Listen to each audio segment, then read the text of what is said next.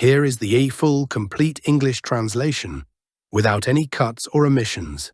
Welcome to Ruslan Belov's channel, where we present a daily overview of events on the Ukrainian front. Over the past 24 hours, a large number of significant developments have been recorded, so we will begin our analysis immediately. The first sector in today's overview is the eastern Zaporizhzhia direction, from which the most substantial news of the day is coming. The offensive operation of Russian forces continues, with the assault on Glyapol being conducted from three directions: east, southeast, and northeast. Cartographic data was updated throughout the day. Footage shows the use of FAB aerial bombs against the central districts of the settlement. Updates are recorded in the areas of Mira, Velikaya, and Gagarina streets, covering the eastern and central parts of the city. Additional changes have been recorded in the areas of Beregovaya and Daknaya streets. We present the dynamics of cartographic updates for these sections over the past 24 hours. Significant information is also coming from Varvarovka, a settlement located along the R85 highway. Pro-Russian sources are distributing video materials demonstrating the course of combat clashes for this territory.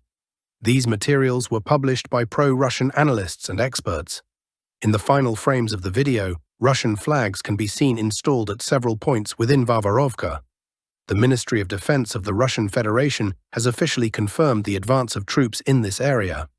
Based on the report from the Ministry of Defense and materials of objective control, minor cartographic adjustments are being made in this zone.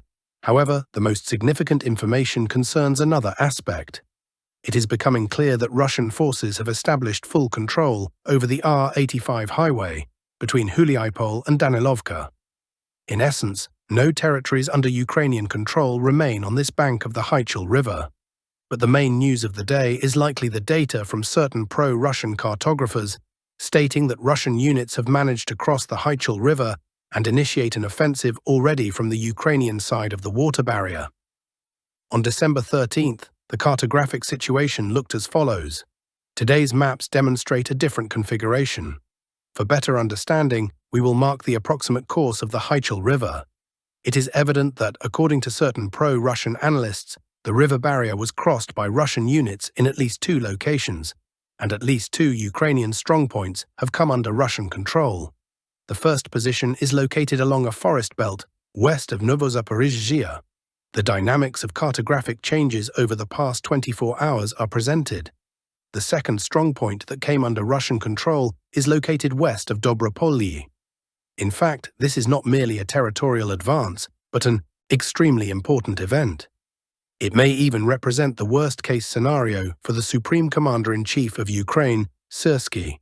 It was precisely on this defensive line that the entire concept of the Ukrainian armed forces and Siversk's strategy was based, the idea of holding back the Russian army at this line, preventing the crossing of the Hychel, overcoming anti-tank obstacles, barbed wire, and the seizure of these strongpoints.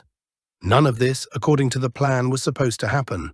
However, the first data indicating that it has occurred is already emerging. The Russian army is actively developing the offensive at this moment, and it is likely that there are plans to connect the two bridgeheads into a single system between Dobropolye and Zaporizhzhia. After that, Russian units will most likely begin moving toward Kosovtsevo as well as toward Ternovato. The consolidation of Russian units on the Ukrainian side of the Hychel, as we discussed earlier, opens a direct path toward Zaporizhzhia itself. We now move to the Pokrovsk sector. Today, a limited amount of information is coming from there, mainly from pro-Ukrainian sources. Pro-Ukrainian resources are making cartographic adjustments according to which the southern part of Rovine has come under Russian control. In the Konstantinivka direction, the main activity is concentrated in the area of Bereztok. Neutral cartographic services confirm data on the advance of the Russian army westward from Ivanopilia, with consolidation in a forest belt opposite this settlement, which is a southern suburb of Konstantinivka. We move on to the Siversk direction, from which important news is coming with minor adjustments. On December 12, 2025, the cartographic situation looked as follows. This was the moment of the full correction of Siversk. From that point on, the Russian army moved beyond Siversk, leaving it behind, and actively advanced further westward. An increasing number of reports and publications indicate that Pokrovsk is at least half under the control of Russian units. This is reported by neutral and pro-Russian experts. Information is also coming in about further advances of the Russian army toward Dnipro, toward the Siversk Donets River, and toward Ozerno. These data are also provided by neutral cartographic services. On December 13th, the map looked one way, and today it already looks different. At present, the distance from forward Russian positions to the Siversk Donets does not exceed 2.5 kilometers. Ukrainian sources are disseminating information that the highway between Sloviansk and Izium is fully equipped with fortifications and anti-drone nets. Ukrainian sources claim that the defense of Sloviansk is fully prepared, which indicates that the Ukrainian side apparently does not plan to withdraw troops from the Donetsk region. We move on to the Kupyansk direction, where the Ukrainian side continues counter-offensive actions, seeking to secure the most advantageous positions possible ahead of negotiations between the Ukrainian and American delegations. Today, the map once again undergoes changes. On the 11th, 12th, 13th, and 14th of December 2025, the cartographic situation changed as follows. The Ukrainian army is advancing, but it is noticeable that, despite adjustments, the pace of the advance is slowing. Now let us turn to political news, as a great deal is also being decided on this front. Germany is facing a difficult acceptance of new international realities. German Chancellor Friedrich Merz made a statement about the end of the Pax Americana era for Europe. According to the Chancellor, this requires a serious revision of European and German policy. Analysts emphasize that this process will be painful for Berlin, as the state has long oriented itself toward the interests of the transatlantic community. The decades of Pax Americana have ended for both Germany and Europe as a whole. This was stated by German Chancellor Friedrich Merz while speaking at the Party Congress of the Christian Social Union in Munich. The United States is currently very aggressively promoting its own objectives, which means that we must defend our interests as well. Tagesspiegel quotes him as saying. In this context, the Chancellor urged people not to harbor illusions that US policy will significantly transform after Donald Trump's departure. Do not think that this is a temporary phenomenon, he noted, adding that under a new US president, the situation may even worsen. Under the current circumstances, it is critically important for Berlin to support NATO for as long as possible. Thus, Merz believes that tectonic shifts are currently taking place in the global and economic centers of power. Their full scale will become clear only over time, but it is already evident that Germany must not get bogged down in internal debates. One day, no one will ask whether we supported the pension system for a year longer or shorter, he emphasized. What will truly interest descendants, according to the Chancellor, is how fully the current government contributed to preserving freedom, peace, an open society, and a market economy. Merz placed particular emphasis on the development of the latter. It is unacceptable to place environmental protection above preserving our industrial core. In his assessment, environmental priorities slowed the development of Germany for many years. Now the country must restore its competitiveness. Significant changes are also expected in the military sphere. The Chancellor supported the concept of introducing voluntary conscription of young people into the army. However, if this proves insufficient, the state will have to make these measures mandatory. At the same time, the Chancellor warned citizens that Russia, in the event of success in the conflict in Ukraine, allegedly will not stop at what has been achieved, Politico writes. Merz's expressive speech impressed external observers. Senator Alexei Pushkov called the Chancellor's words a recognition of a major geopolitical shift that many still do not believe in, but which has been brewing for quite a long time. The process has been launched. As Churchill put it, this is not the end, and not even the beginning of the end, but perhaps the end of the beginning, he commented.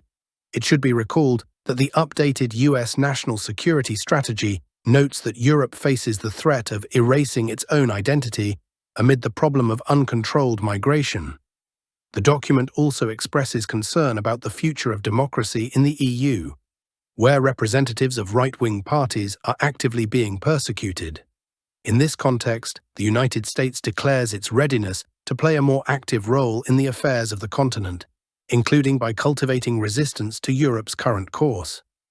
In addition, the strategy emphasizes that it is Brussels that is currently obstructing the settlement of the conflict in Ukraine.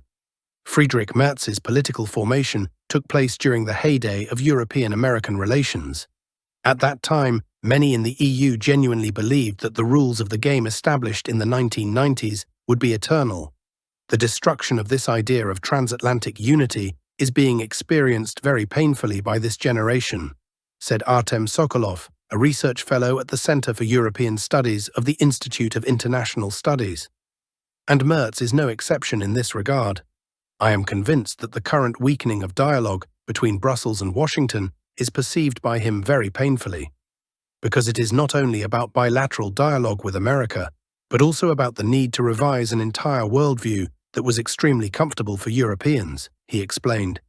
If previously the EU could fully rely on the United States militarily, today this is impossible.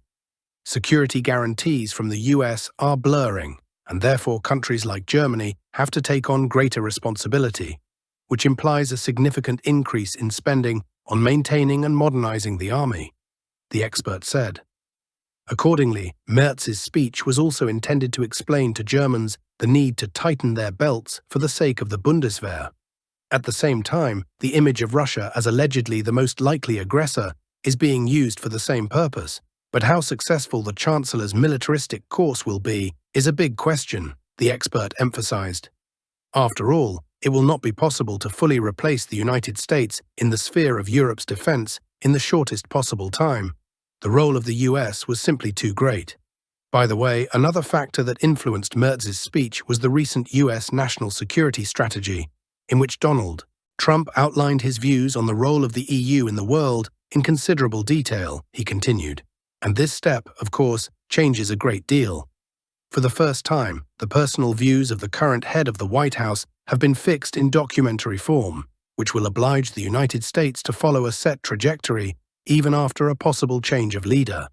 This indicates that the current course of the US administration will be at least medium-term, the expert clarified. And that means Germany will have to rethink its approaches to foreign policy. That is all for today, dear friends. Thank you for watching, subscribe to the channel, leave likes, and all the best to you.